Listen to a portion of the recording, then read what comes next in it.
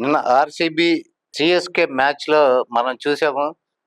ధోని అశ్విన్‌ని ముందు పంపించి తను తర్వాత దిగటం కొంతమంది విమర్శలకి గురవుతుందిది. అంటే మ్యాచ్ గెలవటం లేదా ఓడిపోవటం అనేది డిసైడ్ అయ్యాక తను బ్యాటింగ్‌కొచ్చి ప్రయోజనం ఏంటి అనేది ఇప్పుడు మాట్లాడుకుంటున్నారు. అలానే మ్యాచ్ గెలుపు కోసం ట్రై చేయొచ్చు గదా!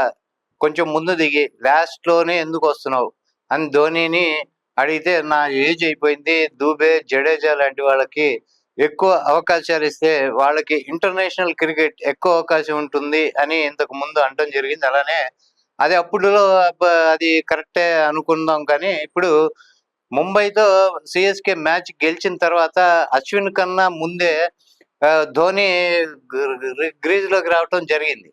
అయితే అశ్విన్ కన్నా ముందే వచ్చి ఆ మ్యాచ్ సీఎస్‌కే గెలవటము 2 బంతులు ఆడిన తర్వాత రచిన్ రవీంద్ర 6తో మ్యాచ్ గెలిపియటం మనం చూసాం. అయితే ఓడిపోయే మ్యాచ్‌లో మాత్రం అశ్విన్ తర్వాత బ్యాటింగ్‌కి దిగాడు.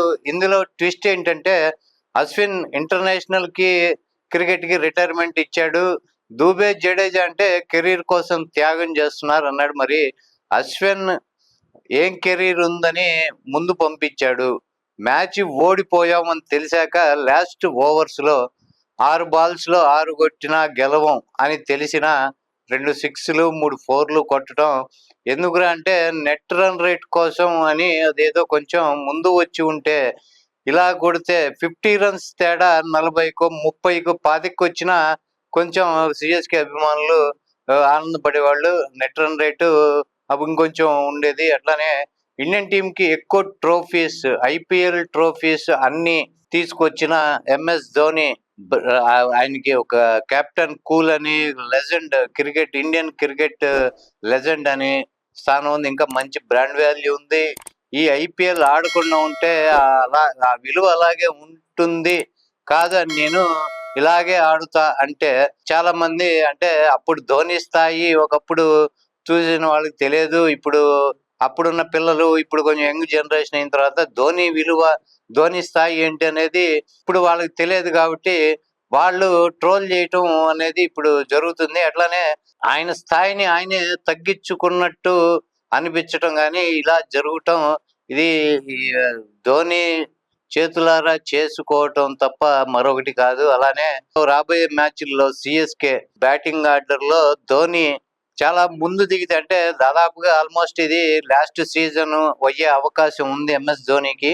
అలానే ధోని ఈ సీజన్ లాస్ట్ అనుకోని తను ఎందుకు ఇష్టమైతే అంటే ఏజ్ పెరిగిపోయి 43 ఏళ్ల వయసు ఉన్నా గానీ ప్రేక్షకుల ని తృప్తిపరచడం కోసం అలానే ఐపీఎల్ బ్రాండ్‌గా ధోని ఐపీఎల్‌లో ఉంటేనే ఐపీఎల్‌కి క్రేజ్ అనే ఒక దీంతో బీసీసీఐ కూడా అన్‌క్యాప్డ్ ప్లేయర్ దీనిలో ఉన్న ఒక రూల్‌ని తొలగించడం జరిగింది ధోని కోసమే. అలానే ధోని ఇప్పుడు సీఎస్‌కేకి ఆడటం ఈ సంవత్సరం జరుగుతుంది.